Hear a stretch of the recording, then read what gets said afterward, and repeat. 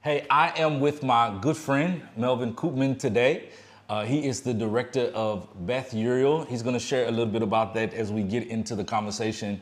But I'm excited. We're just going to have a conversation today and dialogue around what Christmas means. We're in the Christmas season. There's a lot of stuff that's going on. And I think sometimes we can get like lost, distracted in all of that. So I'd love for us just to chat about it. And I think some other stuff's going to come out in our conversation as well. But thanks for taking some time to be here today and have a conversation with me. Thanks for having me, Monty. Appreciate it. My pleasure. I'm gonna put you in the hot seat first. What do you begin to think about as this time rolls around in the year about like what does Christmas mean to you? So for me, growing up, Christmas was always a special time. In our home, my dad started playing Christmas carols, music from the day, on the 1st of December, boom, the LPs go on, or back in the days, and then the CDs and, those little tapes. And, it's just like it was one of the very iconic Christmas LPs that, if you ask my sisters, my brother, if you ask them, what does Christmas mean to them? The Temptations, they played a big role. I tell you, there was this LP, Christmas with the Temptations, and so whenever I sit in my car and I listen to the radio and one of those songs come up, it's like, it takes me back, and it's just that whole feeling. Like Christmas was very special for us. How does that make you feel? Do you get like, is it joyful? Do you get sad? It does. Like, No, it's really, really joyful. Christmas in our home was a special time. I had it actually yesterday, or 2 days ago, yeah. So I bought this new cajon, and I was painting it. And the smell of turps and paint also reminded me of Christmas, because in a colored community, it's just like the house get painted and get new curtains, everything just in preparation for like Christmas. Visitors and guests. Yeah, for Christmas. Okay. Now it's Christmas time. That's like the house is made nice for Christmas. That's just like a very Cape colored tradition. Okay. Beside the food. So you were involved in it. Your hands would be put to work. Yeah. We had to wash windows, floors, scrub, paint. Oh no, we were not allowed to paint. That was my dad's job. He never trusted us with a paintbrush, but he was. You know that it's Christmas time when the house gets cleaned up and the music and the lights. It wasn't just the lights on the Christmas tree. My dad had this very special way of decorating a house. So the lights would go right around the room on the wall. And, you would just walk in, like, I think probably beginning of the first week in December. You can walk in any time and you come, and after the house is painted and clean, boom, Christmas lights on. So for you, was it more family focused? Yes. Was there like a spiritual aspect of it at that time in your home? To be honest with you, up until my 14th, our house was chaotic. Okay. Christmas wasn't a fun time. It was always drinking, and you know that it's the end of the year. People worked hard. They got their yearly bonus, so they would go out and buy all this booze so that this holiday they're going to be drinking, festivities. And so, but pre-Christian, that was and then after, when my parents became saved, I think I must have been like 12, 13, then, our Christmases were much, much better, much nicer, much more family orientated. Okay. It was just a special time. Nice, man. And then for you and your own family, right? Because I know, depending on your environment, like you said, you had these two different experiences that you had up until the age of 14. Yeah.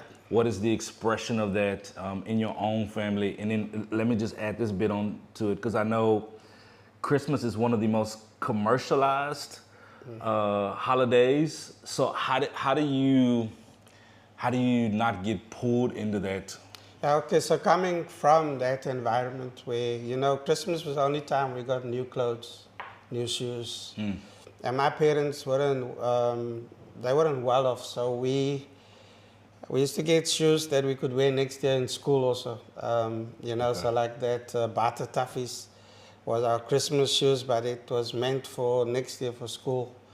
And you might get like like a sneaker or something on the side if we're lucky. But so for us, I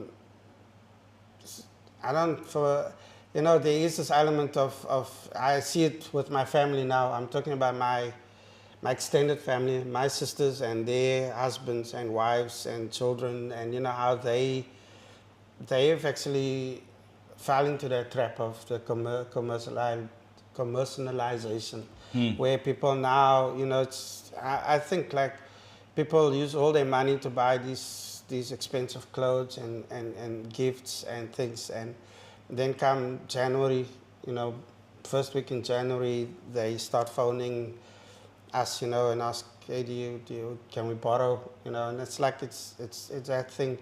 But I personally, I think, yeah, obviously in my house, in my personal capacity, we have two cultures. We've got the Dutch culture and we've got the South African Cape Colored culture. But so it's very different. When we're here in South Africa, since I'm back since 2010, Christmas for me is really wanting to make it special for the boys at Beth Uriel.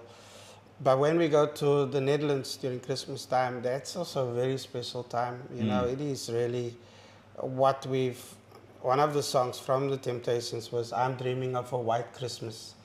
So it's always when we go that time, it snows and, like it's magical for me. Yeah. Okay. Yeah. No, that's cool. How do you, as a father, bring that spiritual element into your family so they also don't get pulled? Because the kids, they're watching stuff on TV or social media or whatever. Like, how do you, as a father, how do you make sure that there's that centerpiece there, that the time is Yeah, of focused course, around? there is this pull on TV where kids are kids. They see, these ads on TV. It's Christmas, everybody's getting gifts. And, I don't know, we sort of, emphasize more on the giver, like we are, like what God, instead of the gift, And for us, the most important gift is that Jesus came, and I think we sort of, there are gifts. I mean, yesterday we pulled these little, amongst us, we do this little Christmas, what do you call it, where we pull a name and then it's a secret Santa. Okay. And we keep to a very minimum amount so that the kids, everybody gets the same amount gift. So we look at creative ways to make it special. So it is. I mean, fortunately I'm not pulled to that side. So for me, it doesn't. I don't even like going to the shops this time of the year. So it will be specifically to. I've got one of my kids as my secret Santa, so I will have to go. And I guess that is the type of environment that we're also doing at BU.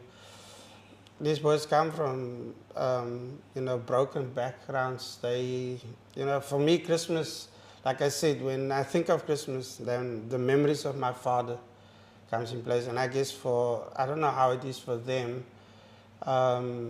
growing up without fathers, and when I think of most of them, obviously the history of our country, people used to work away from home, and then this time of the year they come back. That's why there's this big migration to the Eastern Cape this time of the year where then the fathers are there, but are they really there? Because now they drinking and they are, out and they're not really spending time with families. I really want to make this a really special time. So Yeah, I don't think I don't get that pull, to go and get stuff and do things. Um, so, yeah. No, our family, we decided as well that the gift giving would be more with the kids' birthdays, but then around Christmas we would limit the the gift giving and really focus and center things on Jesus. This is Jesus' birthday, not Yes, yours. yes. And that's it.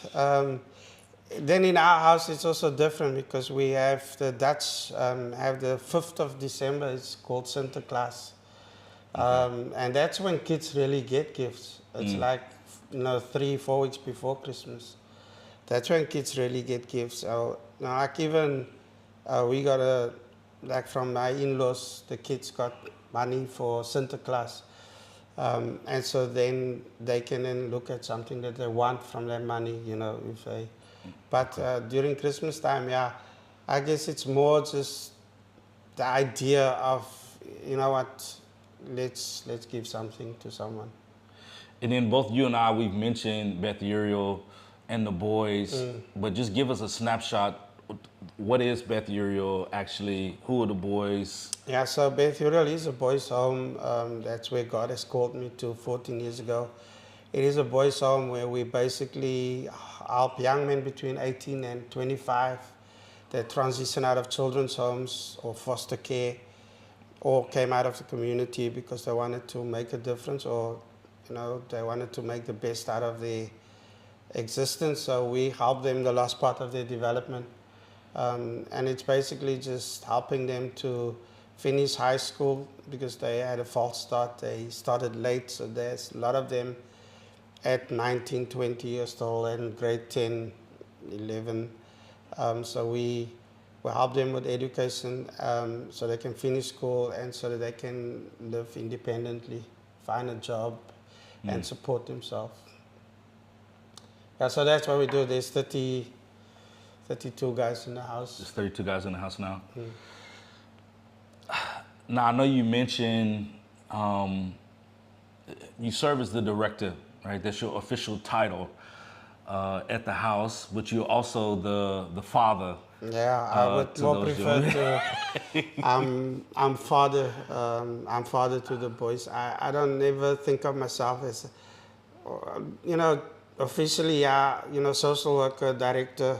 That would be my title, but that's not really what I feel God has called me to.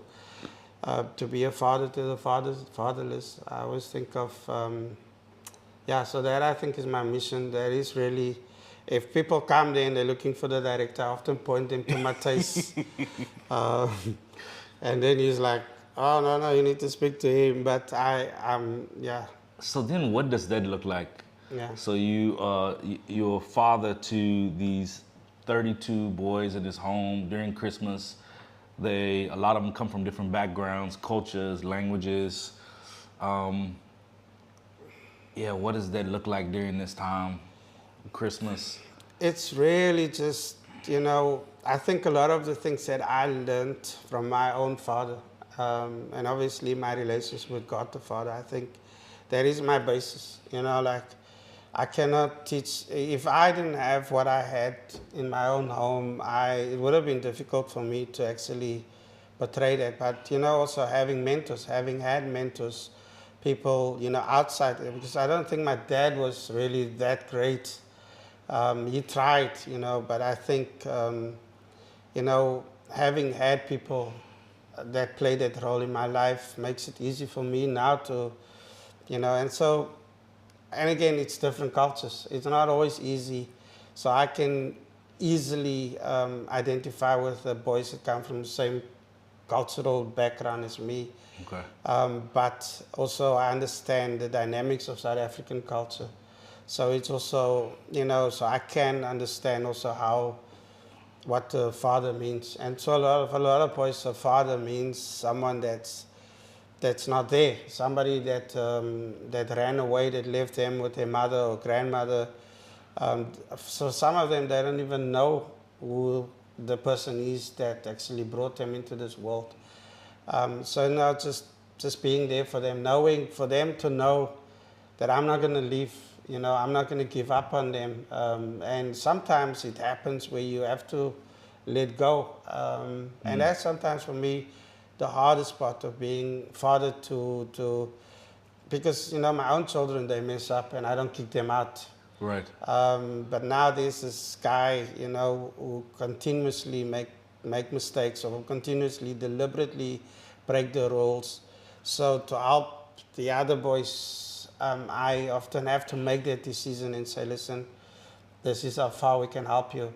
And that breaks me. I mean, this morning we were praying for a young man that we actually asked to leave the house because, you know, obviously, as I say to him, you've outgrown this organization or this place, so I think it's time for us to let you go. But I want to make it a positive rather than a negative transition. But you know, to let him go knowing that he's not yet ready, he doesn't have the tools. Often, and especially during this time of the year, it's very difficult to make those decisions.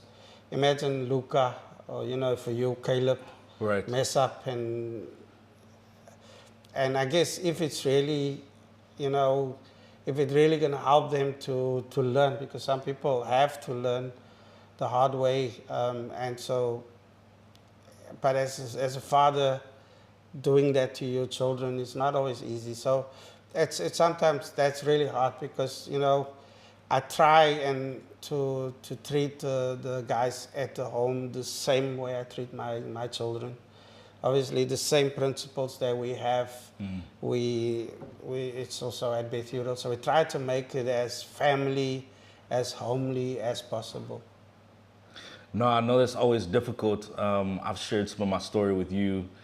Had a rough teenage years. A couple of times my dad had to put me out of the house, and I think it was one of the best things for me, and it helped me grow quite a bit, and to be able to learn and appreciate the things that were happening for me in that house. I think when I was maybe 19, 20 years old, I moved out to Los Angeles, California, stayed with a friend of mine, found out that he'd been put out the house.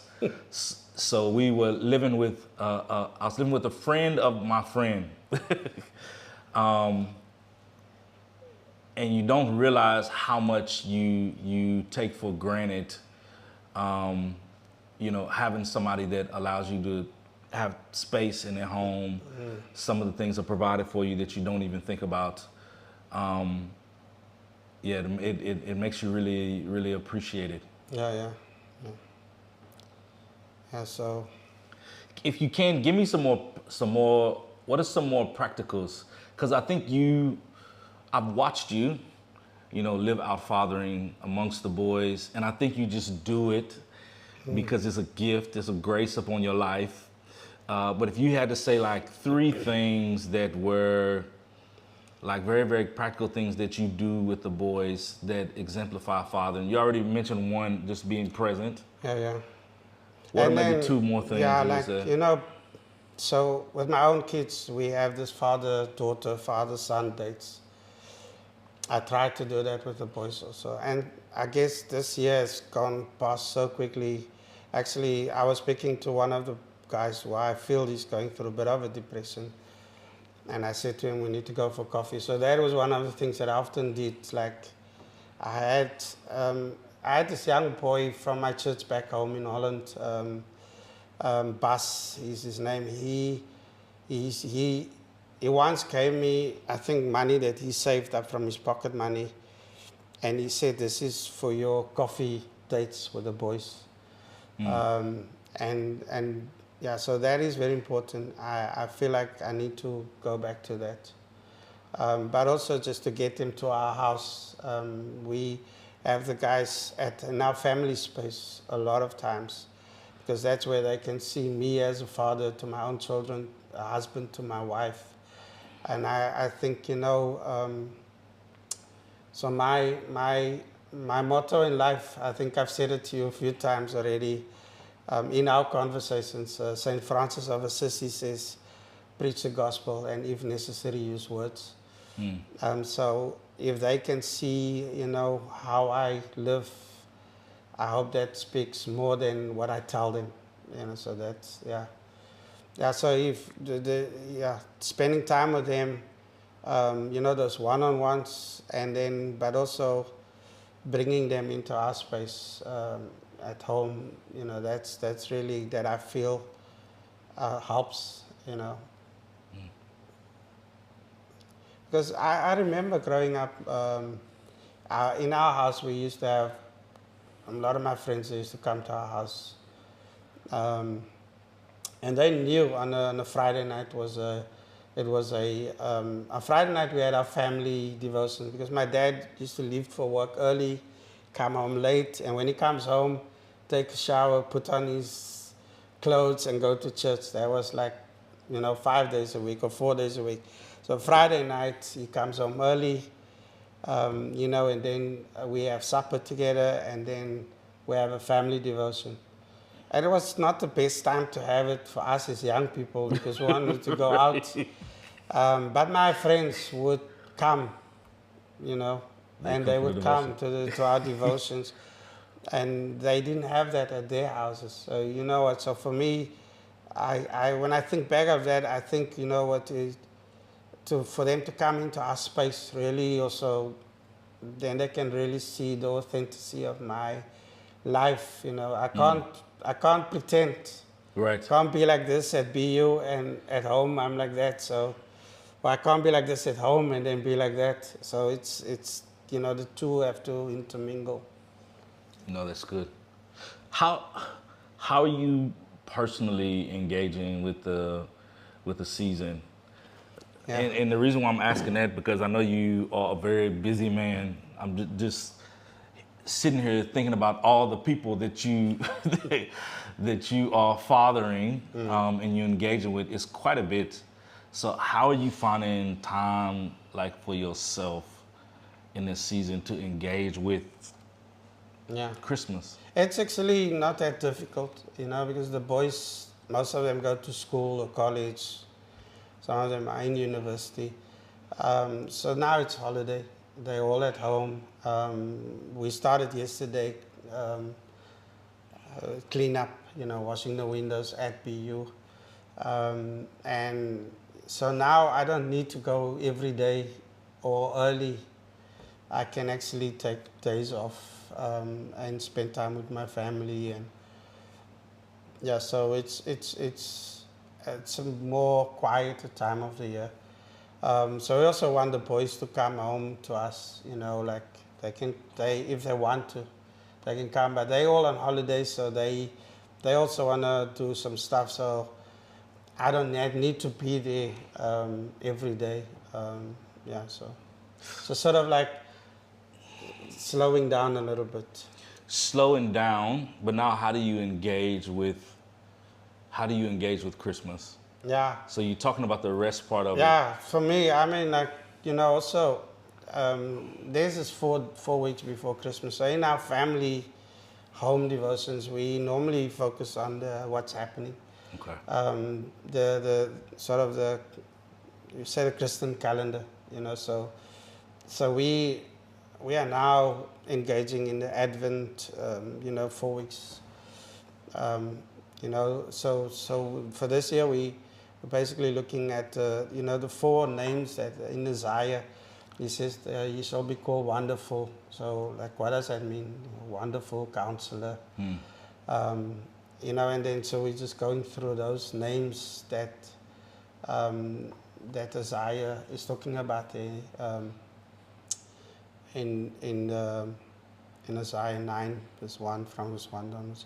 So so it's more like looking at that. So in our personal time, that's what we're looking at, building up to Christmas. And then just the treats, I guess. And I'm gonna dig a little bit.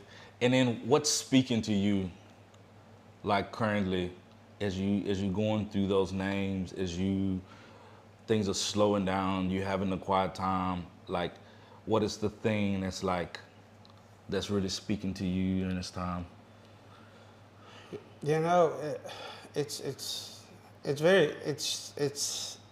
It's it's actually contrasting, you know, like it should be a time of rest and peace and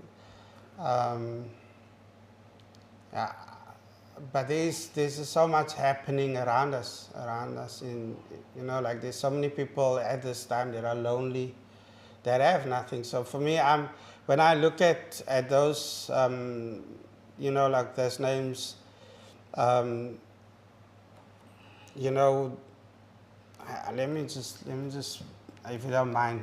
No, go for sorry, it. let me just read that quickly, and then I'll just, you know, for me, it's really that whole idea of, where's my Bible?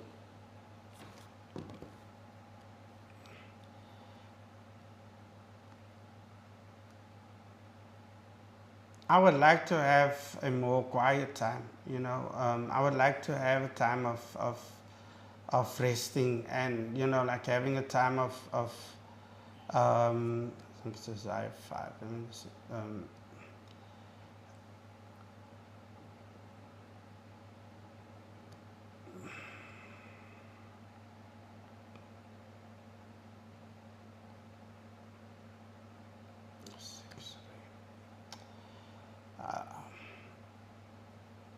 I'm sorry about that. You Don't know, so but the stress. thing is, it's really like it is thinking about what's happening around us, around the world. There are people that are, we're always looking for people that are on the outskirts, you know, like people that have nothing. For us, you know, so for Christmas, for us, really, it's not just about us. You know, when we're here in South Africa, and we've actually decided since last year that we will be here every year for Christmas, because last year when we weren't here, the boys had no Christmas, and we wanted to be a special time for them. But also, there are so many other people, you know, that are lonely, that are, I'm thinking of my two sisters, for instance, like their husbands passed away, the one just recently, the other one a couple of years ago. But it's during this time when they really feel lonely. And, you know, so again, finding those words in the Bible where it says that he will be called Wonderful Counselor, Mighty God. It's like somehow can't. Do you know where it is now, Monty? But it's in the beginning. Don't. Isaiah, I think it's 6, 9, from verse 9. Yeah. Um, mm, But what I'm hearing you say, it's to be able to live those things out, to be the expression of those things during this time for other people around you. Yeah. Where maybe Christmas is a time where people begin to focus a lot more inwardly. Your eyes turn out, Yeah, and yeah. your door swings open, Yeah, and yeah. it's about inviting people who may feel lonely, seem displaced, or on the outskirts, Yeah, yeah. into your home for them to experience the love of Christ through Yeah. your family. Yeah, yeah. So it is Wonderful Counselor, Mighty God, Everlasting Father, Prince of Peace. You know, so every week we look at one aspect. You know, last week we looked at Wonderful Counselor, so it's, you know, this week now we're talking through that. And that's what we, you know, like can we go to God for advice? You know, how do we see, you know, because as I was prophesying about this child that will be born, and so this prophecy went out, say, 2,700 years before, 2,700 years before Jesus came. And so it's, for us in our family context, it's really good to just look at, and we dig a little bit deeper in you know, so to also to bring our focus to, you know, like, what does Christmas really mean? Is it about receiving, or is it about giving? And yeah, but not just giving of gifts, but, you know, like an act of, you know, inviting people over. And it can be, it is not easy. Yesterday, Kayla, my daughter, said to me, to me like, do you like it? It's because my wife was just like, she feels like, hey, there's this family, so we get them over. And so we were like, yeah, we need to have a break, you know, like we can't have people over all the time. But on the other hand, when people come, it's just so good for them just to get out of their own personal environment. So like this yesterday, they had this lady there with her 2 children, single mom with 2 kids, and the kids were jumping in a swimming pool. They were having fun. They had a meal together. The boy at the end of the day said, I want to stay here. I don't want to go back home to the location where they come from. And Kayla was like, we were so happy to have them here, but we're also happy to see them go, you know. Right. And so there is this, you know, like you're doing this, but you want to be also authentic in how you do it. And want to teach our kids also that whole concept of, and I guess for the BU guys also, you know, like, hey, for once, we're doing a Christmas lunch for homeless people. Normally there's about 70 to 100 people that come. It's not always, maybe even, let's say, to be realistic, between 40 and 80 people that normally come every week when we do the soup kitchen. So when we do a Christmas lunch, then there's 120 people coming. People, they come from all over, not just from observatory. And we thought, you know what, the church is doing a Christmas lunch. Those people are going there. It's 2 days before we would do our Christmas lunch.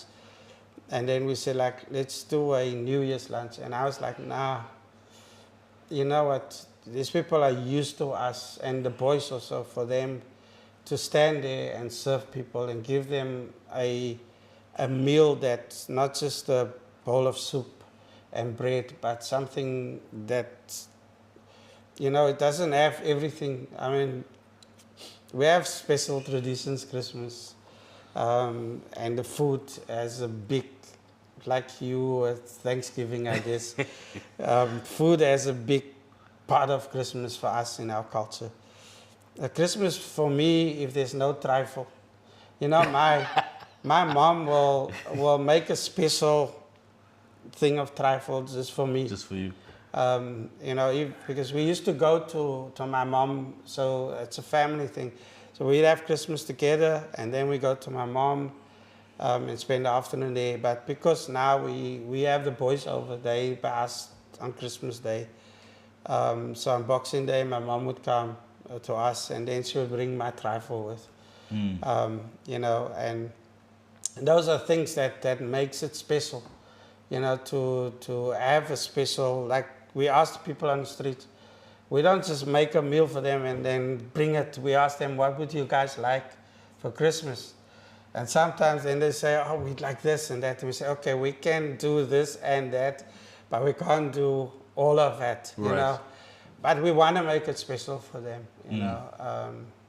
And so, yeah, it's about looking outwards. It's not just about the inwards thing. Like, and so spiritually for me, you know, it's about bringing that aspect of Jesus, and not just Jesus in the manger. I actually looked at the picture when we were talking about this the other day with the kids.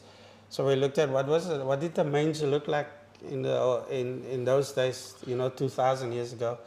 It was just a concrete little thing, and we have this picture of a manger with nice, right, all nice and pretty, wooden and with a nice, but it was basically just a thing where the animals ate their food from. It wasn't as nice, and so then it just makes you appreciate also again what you have, you know, like God chose to come in that circumstances. And so I'm reading this book about David right now also, and David was chosen by God because you remember he sent Samuel to go and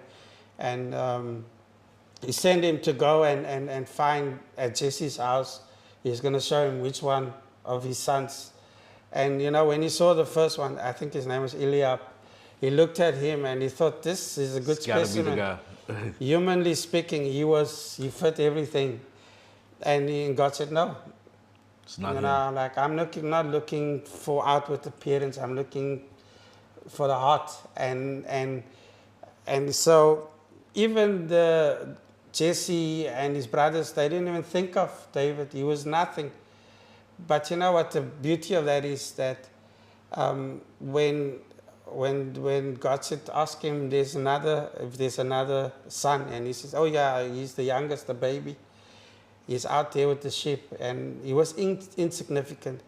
But you know, the thing is, this all took place in Bethlehem. And it was in Bethlehem, out of David's, from his line, that Jesus was born. And so, humble beginnings, you know. So I also want the boys not to understand that, yeah, we're putting up the Christmas tree today at our house. The same is going out at BU, you know, so you get that Christmas feeling now, but it's more about, hey, what can we do for others? You know, there are other people there that they don't. And so the boys know that I've been there for a long time. But even at church, you know, my family, on Christmas Day, you know, we don't just have the 32 boys at our house. We have most times like 60, 70 people. And those are like people that would have not have anywhere to go for Christmas at church, or we'll, you know, people that the boys bring in, like, hey, this is friend. And they know they can just bring them. They don't even have to tell us.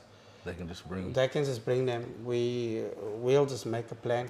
No, what a beautiful picture Yeah, of what the expression of Christ looks like. thanks. My friend, thank you for taking some time to come and to chat with me and to share some of your heart on what Christmas means to you and what that looks like in some of the different spaces that you're in.